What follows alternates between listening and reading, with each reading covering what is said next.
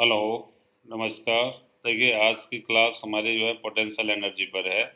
तो यहाँ पे आप देख रहे हैं कि एक पर्टिकुलर हाइट पर एक कोई ये फीमेल है ना। और ये जो है उससे जंप करेगी ऊपर से। तो ये वीडियो क्लिप है। तो पर्टिकुलर हाइट पर ये देखिए जंप किया ये है। अब इसका यहाँ देखिए इसने क्या किया है, क्या वो है। हमने नाइन्थ क्लास में पोटेंशियल एनर्जी के बारे में एक फॉर्मूला पढ़ा था, U is equal to mgh, generate mgh। तो ये जो है अर्थ सरफेस से कुछ हाइट पर है, h हाइट पर है।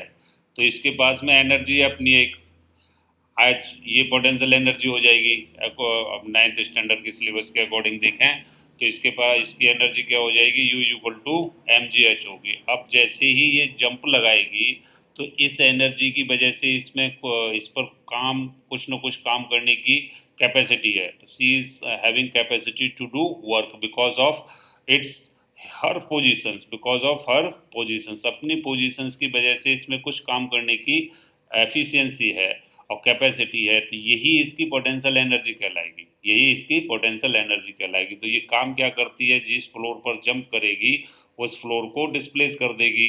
देखिए किस तरीके से डिस्प्लेस करती है। ये देखो जंप, ये फ्लोर नीचे चला गया है ना। अब फ्लोर में भी अपनी अपनी पोजीशंस पर था, तो लेकिन जैसे ही इसने जंप किया तो फ्लोर नीचे को गया तो उसकी पोजीशन डिस्टर्ब हुई, तो उसके अंदर भी पोजीशन पोटेंशियल एनर्जी आ गई है ना। सेम एज यहाँ देखिए, ये जो है इसमें एक बहुत अच्छी रेसलर है, वो वेट लिफ्टर है, इसका नाम गुलिया है, ये जूलिया बुलिया। और ये वेट लिफ्टिंग का वो है, लिफ्ट करेगी वेट को। तो वर्ल्ड इंटरनेशनल लेवल की वेट लिफ्टर है, she is weight lifter of international level. अब जैसे जैसे देखिए इस जब ये सरफेस पर रखा हुआ था तो इसकी पोटेंशियल एनर्जी 0 थी, लेकिन जैसे जैसे ये इसको ऊपर उठाती है तो इसकी वेट की पोटेंशियल एनर्जी इंक्रीज हो जाती है, क्योंकि इसकी पोजीशंस में चेंज आया है ना। तो यहाँ पे पोजीशंस में चेंज आने का, यहाँ पे सरफेस पर रखा हुआ है ये वेट, तो इसकी पोटेंशियल एनर्जी 0। अब इसने जो इसको उठा के कितना हाइट पे ले गई, h1 हाइट पर ले गई। पोटेंशियल कुछ पोटेंशियल एनर्जी हो गई, U इक्वल टू mgh1 हो गई। फिर इसको h2 पर ले गई यहाँ से, फिर जो है इसका U1 और यहाँ पे U इक्वल टू 0 था, U2 is equal to mgh2 हो गया। अब इसने हाइट उठा के ऐसे h3 कर दी, तो यहाँ पे पोटेंशियल एनर्जी आपकी क्या हो गई, mgh3। जैसे जैसे ये गोलियां इस वेट को ऊपर उठा रही है उस तरीके से इस वेट की पोटेंशियल एनर्जी बढ़ती जा रही है। मतलब इसकी पोजीशंस में चेंज आ रहा है तो इसकी पोटेंशियल एनर्जी इंक्रीज हो रही है। तो यहाँ से कंक्लूजन निकलता है, सेम क्या कंक्लूजन निकलता है कि energy possessed by any objects because of its position, because of its position is called potential energy, है ना। एक और एग्जांपल आता है स्प्रिंग ब्लॉक वाला सिस्टम, नाइन्थ क्लास में आपने देखा होगा। तो स्प्रिंग में जो पोटेंशियल एनर्जी, उसको स्प्रिंग को हम कंप्रेस कर दें या फिर एक्सपेंड कर दें तो वो उसमें एनर्जी आ जाती है, उसको हम बोलते हैं इलास्टिक पोटेंशियल एनर्जी। तो वो उसके किसकी वजह से, कॉन्फ़िगरेशंस की वजह से है। क्यों कॉन्फ़िगरेशंस का, स्प्रिंग का कॉन्फ़िगरेशन जैसे मान लीजिए ये ऐसे करके इस तरीके से स्प्रिंग ब्लॉक सिस्टम था और इसकी ओरिजिनल लेंथ ये थी L। ओरिजिनल लेंथ को हम यहाँ इंक्लूड नहीं करते क्योंकि रेफरेंस लाइन यहाँ ले लेते हैं, है ना। इसको आपने कंप्रेस कर दिया, इतना कितना कंप्रेस कर दिया x तक। तो अगर यहाँ पे कोई ऑब्जेक्ट रखा हुआ है या यहाँ पे भी कोई छोटा सा ऑब्जेक्ट रखा हुआ है, ये तो इसको क्या करेगा, इसको इधर फेंक देगा। जैसे ही आप इसको रिलीज करेंगे तो इसका मतलब है इस ऑब्जेक्ट को इसने इधर इधर डिस्प्लेस कर दिया। तो इस मीन्स इसमें एफिशिएंसी है या कैपेसिटी है to do work because of its configurations. तो पोटेंशियल एनर्जी को हम जो है डिफाइन इस तरीके से करते हैं कि the energy possessed by any object because of the position और इट्स कॉन्फ़िगरेशंस। स्प्रिंग वाला केस कॉन्फ़िगरेशंस का हो गया, इज कॉल्ड पोटेंशियल एनर्जी। तो एनर्जी ऑफ एनी बॉडी और अ सिस्टम और अ पार्टिकल और a system of particle, the energy of a body or a particle or a system of particles because of the position or its configurations is called potential energy. Definitions clear हो गई, मतलब first point clear हो गया हमारा। Second point पे हमारा क्या है, ये भी एक स्केलर फिजिकल क्वांटिटी है और इसका यूनिट एसआई सिस्टम में जूल होता है, जो वर्क का है क्या होता है, जूल होता है एसआई सिस्टम में, और सीजीएस सिस्टम में अर्ग होता है जूल। किसमें है, एसआई में, और अर्ग है हमारा किसमें, सीजीएस सिस्टम में। ठीक है, और डायमेंशनल फॉर्मूला ml2t-2 होता है। तो पोटेंशियल एनर्जी का भी डायमेंशनल फॉर्मूला वर्क का होता है, क्योंकि वर्क वाला ही होता है और यूनिट भी वर्क के ही होते हैं। क्योंकि ये जो है अभी डेफिनेशन में हमने देखा था कि एंड कैपेसिटी और efficiency to do work because of its positions or configurations is called potential energy of that body or particle or a system of particles। ठीक, तीसरी जो चीज बात है इसमें जो मोस्ट इम्पोर्टेंट है कि पोटेंशियल एनर्जी का जो कंसेप्ट है हमारा केवल और केवल कंजर्वेटिव फील्ड फोर्सेस में ही होता है, कंजर्वेटिव फील्ड फोर्सेस में ही होता है, फील्ड फोर्सेस में होता है। नॉन कंजर्वेटिव फील्ड फोर्सेस में पोटेंशियल एनर्जी नाम की चीज नहीं होती। पोटेंशियल एनर्जी किस में होती है, कंजर्वेटिव फील्ड फोर्स में होती है। नॉन कंजर्वेटिव फील्ड फोर्स होते हैं हमारे नॉन कंजर्वेटिव फील्ड फोर्सेस में पोटेंशियल एनर्जी नाम की चीज नहीं होती है ना। अब देखिए कंजर्वेटिव और नॉन कंजर्वेटिव फील्ड फोर्सेस क्या हैं, कि मैं आपको बताऊंगा, इनको अलग क्लास है जो है दूंगा आपको एक वीडियो प्रोवाइड करके डीपली। तो ध्यान रखना है इसमें, थोड़ा सा यहाँ पे ब्रीफ इंफॉर्मेशन दे देता हूँ कि एक ऐसे फोर्स जिनके द्वारा work done in A close path और ए क्लोज लूप जीरो हो, कंजर्वेटिव फोर्सेस कहलाते हैं। नॉन कंजर्वेटिव फोर्सेस में वर्क डन किस पे है, पाथ डिपेंडेंस होता है, और यहाँ पे कंजर्वेटिव फोर्सेस में वर्क डन पोजीशन डिपेंडेंट होता है। तो ये ध्यान रखना। तो ये पाथ डिपेंडेंस है, पोजीशन डिपेंडेंट है work done in conservative field forces में, और नॉन कंजर्वेटिव फील्ड फोर्सेस में पाथ डिपेंडेंट है। तो मतलब एक क्लोज पाथ में नॉन कंजर्वेटिव फील्ड फोर्सेस द्वारा वर्क डन जीरो नहीं होगा। तो दूसरी जो इम्पोर्टेंट चीज़ है, कंजर्वेटिव फोर्सेस में ही पोटेंशियल एनर्जी होती है। जो तीसरी इम्पोर्टेंट चीज़ मैं बता रहा था कि उसके लिए कंजर्वेटिव फील्ड फोर्स और पोटेंशियल एनर्जी एक रिलेशंस होता है, जिसकी वजह से एफ इज इक्वल टू होता है हमारा माइनस का gradient of you, gradient of you. ये मैं इसको ग्रेडियंट बोल रहा हूँ ना, ये डेल जैसा लिखा हुआ है, इसको आप जो है डेल भी बोला जाता है, क्या बोला जाता है, पूरा का पूरा मिल के बोला जाएगा ग्रेड ऑफ यू, ऐसे भी माइनस ग्रेड और फुल फॉर्म होगी gradient of you of potential energy. तो पोटेंशियल एनर्जी को हम यू से रिप्रेजेंट करते हैं, जिस तरीके से डब्लू को वर्क को डब्लू से और काइनेटिक एनर्जी को के से। तो इसको हम शॉर्ट फॉर्म में ऐसे भी लिख सकते हैं ग्रेड यू, है ना। तो potential energy work done conservative forces क्या होते हैं, negative of the grade of you होते हैं। अब ग्रेड ऑफ यू, इसको जो ये ऑपरेटर है ये क्या है, ये मैथमेटिकल ऑपरेटर है, ये एक ऑपरेटर है मैथमेटिकल मैथमेटिकल ऑपरेटर है। अब देखो ये मैथमेटिकल ऑपरेटर है, इसको डेल भी बोला जाता है, डेल और नाबला, नाबला NABLA, क्या बोलते हैं हम, NABLA, नाबला भी बोलते हैं। डेल ज़्यादा फ्रीक्वेंटली यूज होता है, नाबला कम ही। तो ये इस मैथमेटिकल ऑपरेटर ये क्या काम कर रहा है, यहाँ पे देखिए पोटेंशियल एनर्जी हमारी क्या है, एक स्केलर फिजिकल क्वांटिटी, और फोर्स क्या है, वेक्टर फिजिकल क्वांटिटी है। तो ये ऑपरेटर जो डेल है हमारा क्या काम करता है, एक स्केलर फिजिकल क्वांटिटी को वेक्टर फिजिकल क्वांटिटी में कन्वर्ट कर देता है। क्या काम करता है, एक स्केलर फिजिकल क्वांटिटी को वेक्टर फिजिकल क्वांटिटी में कन्वर्ट कर देता है। डेल का काम क्या है, या फिर ये इसका ग्रेडियंट का काम क्या है, to convert a scalar physical quantity into a vector physical quantity, है ना। तो ये जो एक्चुअल में होता है, ये डेल जो है क्या है, इस तरीके से लिखा जाता है, I cap del over del x, है ना, plus J cap del over del Y. यहाँ पे ये फंक्शन आ जाता है, ये जो ब्रैकेट के अंदर फंक्शन डाल देंगे। अभी देखिए हम यू को डालेंगे, plus k cap del over del z, ये फंक्शन आ जाएगा यहाँ पे। इसकी वैल्यू अपन जो है इस इक्वेशन 1 में रख देंगे। ये इक्वेशन 1 था हमारा, ये वाला, ये इक्वेशन 1 है। तो इसमें हम जो है डेल की वैल्यू डाल देंगे।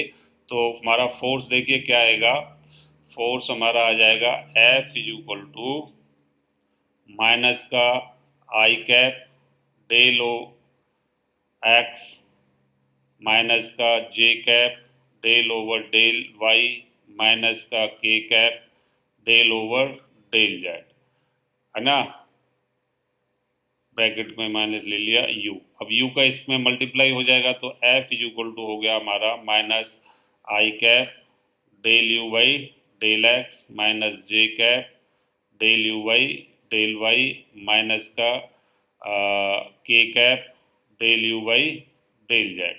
अब देखो यहाँ पे जो लिखे हुए हैं हमारा del you by del x, ये पार्शियल डेरिवेटिव है। क्या है? Partial derivative, derivative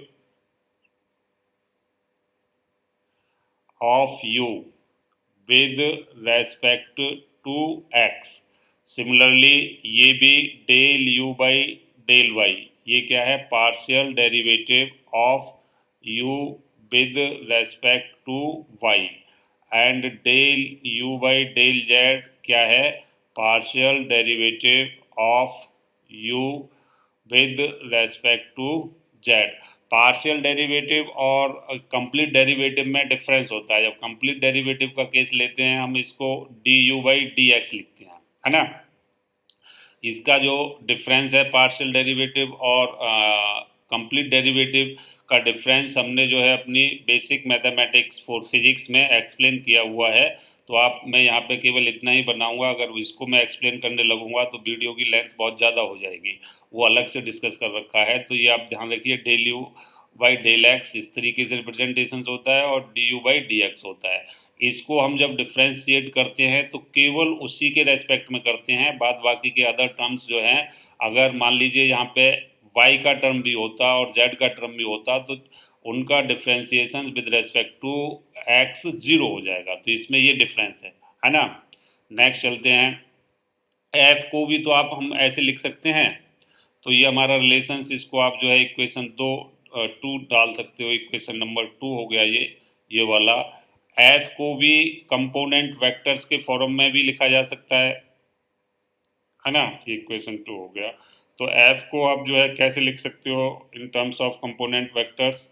f is equal to F x i cap f by j cap plus f z k cap लिखा जा सकता है। इसकी वैल्यू f की जो है इक्वेशन 2 में डाल दीजिए। तो ये हमारा आपका आ जाएगा F x i cap plus f by j cap plus f z k cap आ गया।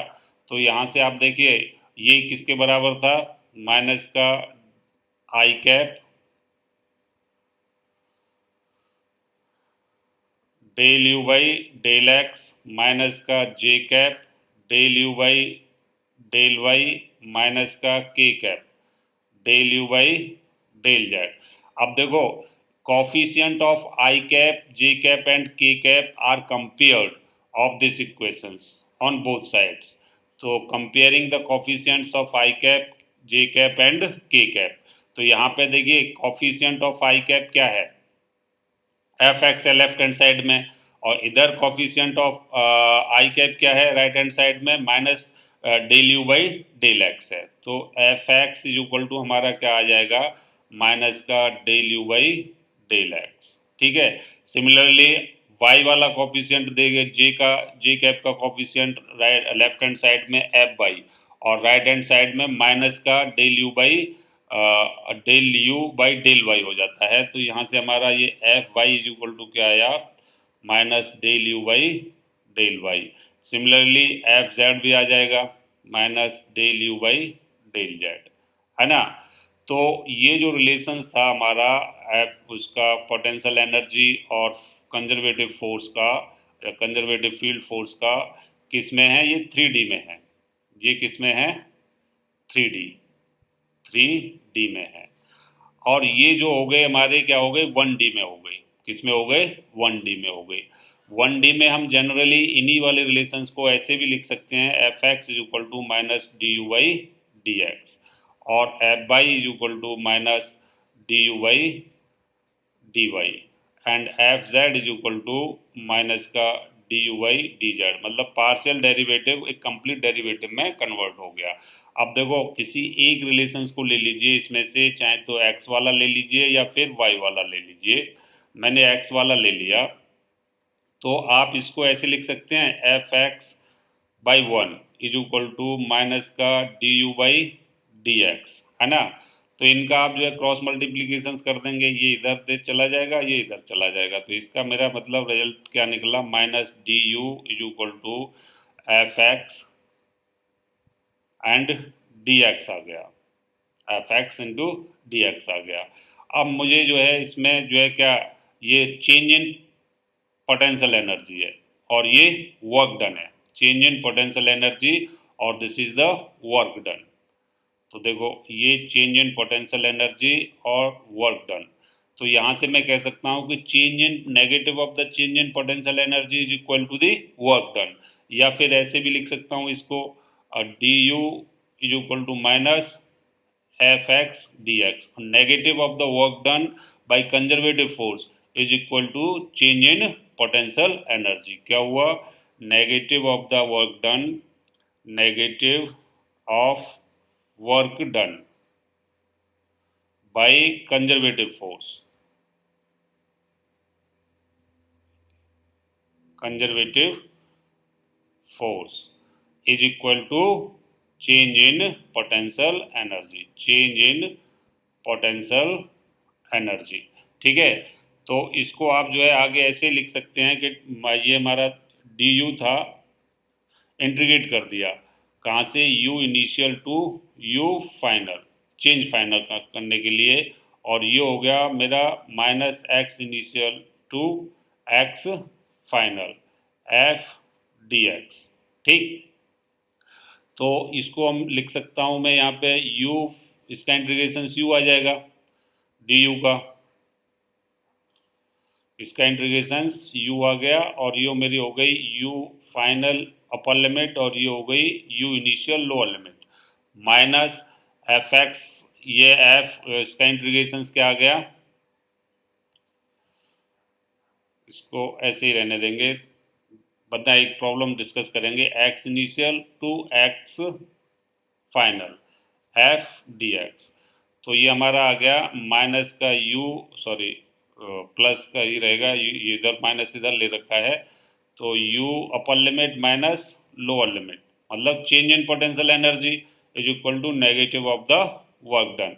ऐसे ही आप y के भी ले सकते हैं, y के भी यहाँ पे हमारे क्या हो जाएंगे, ये x है, एफ एक्स है, एफ बाई डी वाई हो जाएगा और इस तरीके से।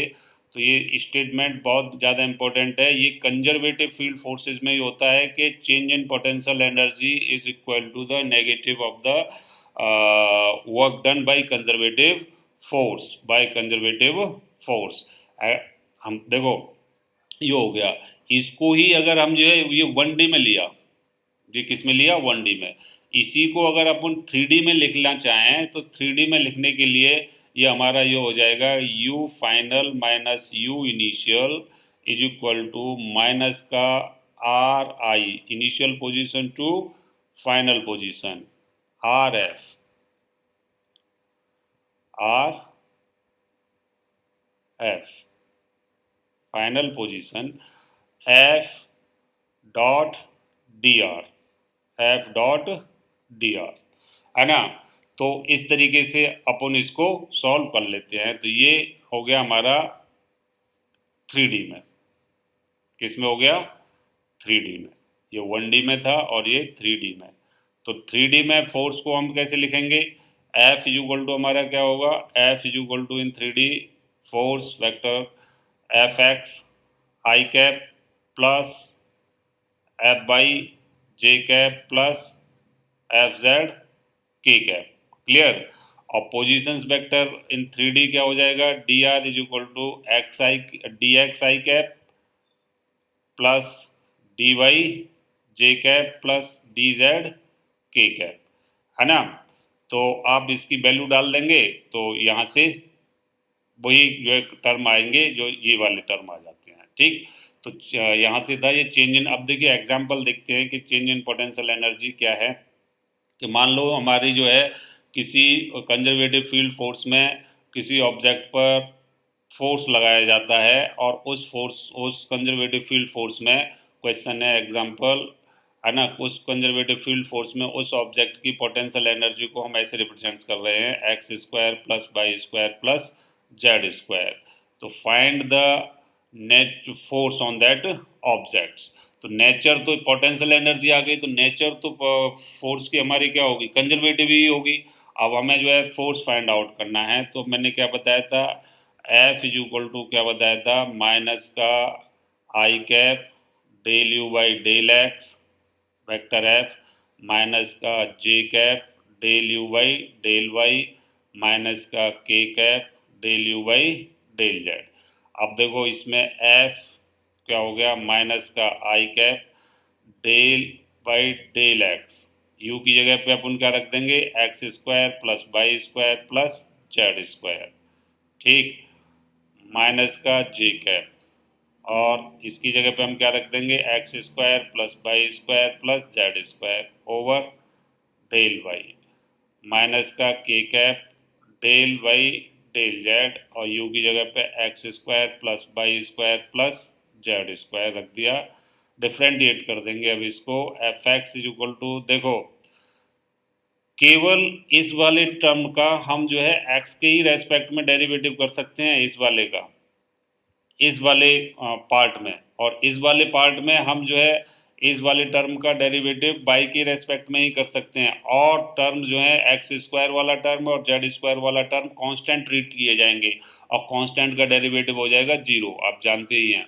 यहाँ पे हम जो है इसका डेरिवेटिव किसके रेस्पेक्ट में निकाल सकते हैं, केवल जेड के रेस्पेक्ट में निकाल सकते हैं, और remaining terms of x square and y square are considered और treated as a constant। ठीक है, तो यहाँ से इसका केवल क्या आएगा, माइनस का 2xi कैप और यहाँ से माइनस का 2y जे कैप और माइनस का 2z के कैप। तो इस तरीके का एक वेरिएबल फोर्स लगा हुआ होगा उस ऑब्जेक्ट पर जिसकी पोटेंशियल एनर्जी किसी फील्ड फोर्स में इस टर्म्स में दे रखी है।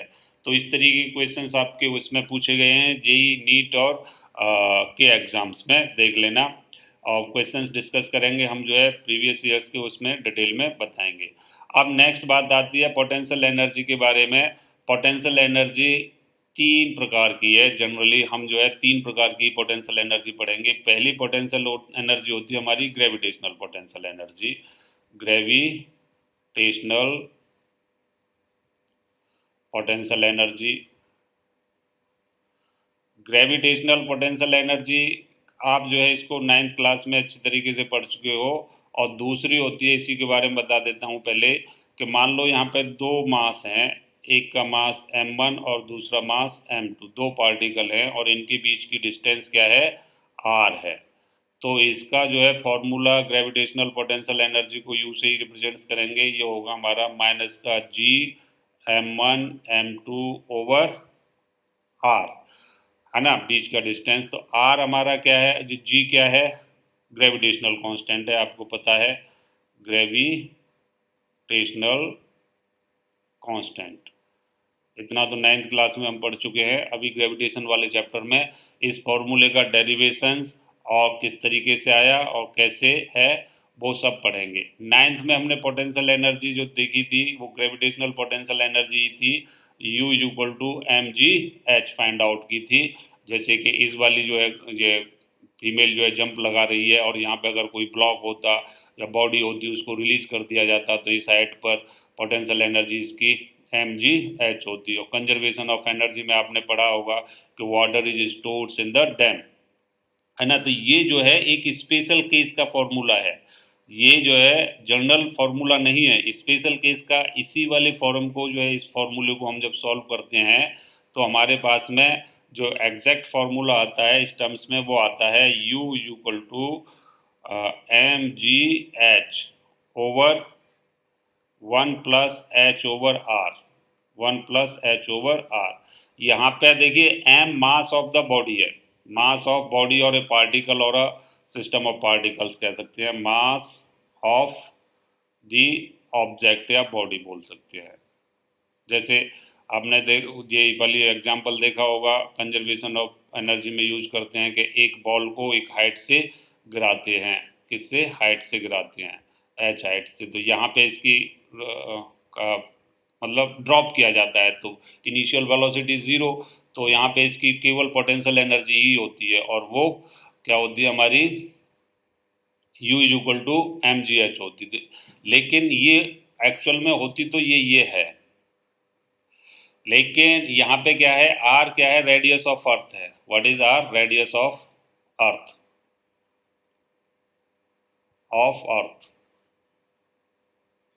ठीक, रेडियस ऑफ अर्थ है। जब ये हम किसी ऑब्जेक्ट को एक पर्टिकुलर हाइट से गिरा रहे हैं तो वो हाइट जो है रेडियस ऑफ अर्थ की कंपेरिजन्स में बहुत कम होती है, is very small, 1 metre, 2 metre, 3 metre, 1 kilometre. और जबकि रेडियस ऑफ अर्थ तो हमारी कितनी है, 6400 किलोमीटर है, 6400 किलोमीटर। हम मैक्सिमम हाइट 2 किलोमीटर, 3 किलोमीटर और या 100 किलोमीटर भी ले लोगे तभी भी ये इसके इक्विवेलेंट नहीं होती। तो इस सिचुएशंस में हमारा क्या हो जाता है, पर्टिकुलर केस लगाते हैं जब h is very very less than r। तब h is very very less than r होगा तो h बाई r क्या होगा, निग्लेक्जिबल हो जाएगा, निगलेक्ट कर देंगे। ये टर्म h बाई आर को हम निगलेक्ट कर देंगे। क्यों निगलेक्ट कर देंगे कि मान लीजिए आपने इसकी हाइट ली 1 किलोमीटर की ले ली, और 1 किलोमीटर को किससे डिवाइड कर दिया, 6400 किलोमीटर से डिवाइड कर दिया, है ना। तो ये कितना आएगा भाई, 10 की पावर -2 तो पहले ही चला गया, है ना, और 64 से और डिवाइड कीजिए तो बहुत कम वैल्यू आ जाएगी। तो ये निगलेक्सिबल वैल्यू होगी नहीं होगी, तो इस टर्म को निगलेक्ट कर देते हैं इस वाले रिलेशंस में। तो U इज इक्वल टू हमारा आ जाता है mgh। दूसरी बात जो है ग्रेविटेशनल पोटेंशियल एनर्जी के लिए याद रखना, ग्रेविटेशनल पोटेंशियल एनर्जी हमेशा नेगेटिव होती है, is always negative. Gravitational potential energy क्या है, इज ऑलवेज नेगेटिव। अब आप बोलोगे सर यहाँ पे तो नेगेटिव साइन यूज किया है और यहाँ हम प्लस ले रहे हैं। यहाँ प्लस लेने का कारण कॉज एक है, क्योंकि हम अर्थ सरफेस से ऊपर की बातें करते हैं 9th क्लास में। तो अर्थ सरफेस है ये, अर्थ सरफेस, अर्थ सरफेस, है ना। तो इससे ऊपर की बातें करते हैं तो ये इस अर्थ सरफेस को ही हम रेफरेंस सरफेस ले लेते हैं, रेफरेंस सरफेस। अब रेफरेंस सरफेस से ऊपर जैसे अब मान लीजिए ये हमारा जो था इस तरीके से एक्स कोऑर्डिनेट हो गया और ये वाई कोऑर्डिनेट हो गया, ऑरिजिन हो गया, और ये हमारी रेफरेंस लाइन है। तो इस इधर से ऊपर वाला तो वाई कोऑर्डिनेट में पॉजिटिव लेते हैं, नहीं लेते, और इधर नेगेटिव लेते हैं। तो मेन कॉज ये होता है कि potential energy in that case stated positive, otherwise it is always negative. ध्यान रखना है मेन, क्योंकि इसका वो जिस फॉर्मूले से जनरेट होती है वो ये है। और एक्चुअल में जो पोटेंशियल एनर्जी होती है ना, work done against the gravitational pull होती है, अगेंस्ट द ग्रेविटी। जब ये बॉडी, ये बॉल जब अर्थ सरफेस पर पड़ी हुई थी तो ग्रेविटेशनल फोर्स इस पर इधर लगा हुआ था mg। आपने इसको डिस्प्लेस किया, यहाँ से लेके ए पॉइंट से लेके बी पॉइंट पर लेके गए तो डिस्प्लेसमेंट हुआ इसका इस डायरेक्शंस में। तो ये जो है आपका क्या आ जाएगा, नेगेटिव होगा, है ना। तो नेगेटिव आएगी नहीं आएगी, डिस्प्लेसमेंट एंड दो फोर्स का मल्टीप्लीकेशन, ठीक। तो gravitational work done against the gravitational pull होती है। तो यहाँ पे रेफरेंस लाइन हमने ये ले लेते हैं, इस वजह से पॉजिटिव कंसीडर करते हैं। दूसरी तरीके की पोटेंशियल एनर्जी जो हमारी लेती है, elastic potential energy, elastic potential energy. Elastic potential energy हमारी क्या है कि मान लीजिए, समझिए इसमें, इसको भी हम जो है डिटेल में पढ़ेंगे और फॉर्मूले का डेरिवेशंस भी हम अपनी उस क्लास में करते हैं, क्या बोलते हैं उसको, उसका चैप्टर का नाम है मैकेनिकल प्रॉपर्टीज ऑफ सॉलिड्स। मान लो ये हमारे पास एक स्प्रिंग क्या है, ये स्प्रिंग है ना। अब ये इसकी स्प्रिंग की लेंथ क्या थी, ओरिजिनल लेंथ L थी। तो ओरिजिनल लेंथ को हम जो है अपने उसमें कंसिडर नहीं करते जिस तरीके से, और इसको हम रेफरेंस लाइन ले लेते हैं, रेफरेंस लाइन। जिस तरीके से अर्थ के केस में हमने इसको रेफरेंस लाइन अर्थ सरफेस को लिया था, उसी तरीके से इसको हम रेफरेंस लाइन ले लेते हैं। अब मान लो इस स्प्रिंग को आपने कंप्रेस कर दिया x डिस्टेंस तक। कितना डिस्टेंस तक कंप्रेस कर दिया है आपने, x डिस्टेंस तक कंप्रेस कर दिया है। और इस पर यहाँ पे एक बॉल रख दी, क्या रख दी, बॉल। अब जैसे ही इस कंप्रेस्ड स्प्रिंग है, ये ओरिजिनल लेंथ में है और ये कंप्रेस्ड है। अब जैसे ही आप इस स्प्रिंग को छोड़ोगे तो ये बॉल, ये जो है ब्लॉक है स्प्रिंग से अटैच्ड है, तो ये इस बॉल से जाके टकराएगा। अब बॉल जो है क्या होगी, डिस्प्लेस करेगी।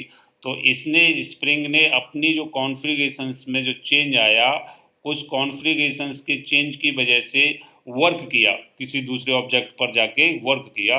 तो यही इसकी जो कैपेसिटी है to do work because of the configurations is called elastic potential energy.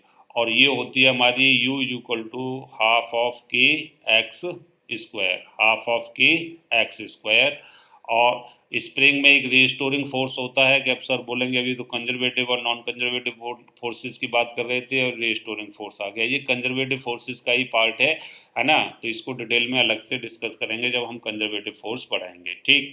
तीसरी जो एनर्जी होती है हमारी, नहीं तो वीडियो बहुत लंबा हो जाएगा। तीसरी एनर्जी होती है हमारी electric potential energy, electric potential energy.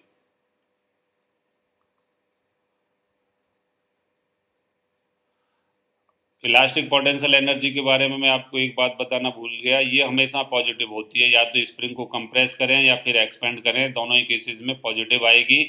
और ग्रेविटेशनल पोटेंशियल एनर्जी हमेशा नेगेटिव होती है। इलेक्ट्रिक पोटेंशियल एनर्जी जो दो चार्ज बॉडीज़ के लिए या फिर दो चार्ज पार्टिकल्स के लिए काम करती है। दो चार्ज पार्टिकल्स हैं, मान लीजिए एक पे चार्ज, ये चार्ज मेरा Q1 है और दूसरा चार्ज Q2 है, इन दोनों के बीच में की डिस्टेंस R है। तो यहाँ से जो इलेक्ट्रिक पोटेंशियल एनर्जी का जो फॉर्मूला आता है वो होता है 1/4 pi epsilon nought Q1 Q2 by R square, R sorry not square. तो आर आपको देखिए ये है gravitational sorry electric potential energy का फॉर्मूला। इसमें Q1 Q2 charge on the particles हैं, और 4 को तो आप जानते हो, पाई को भी जानते हो। ये एप्सिलॉन नॉट कहलाता है permittivity of the free space और vacuum, permittivity of free space और वैक्यूम होती है। ये electric property of the medium है, इसको 12th में पढ़ते हैं और वहीं पे जो है डिटेल में डिस्कस करेंगे।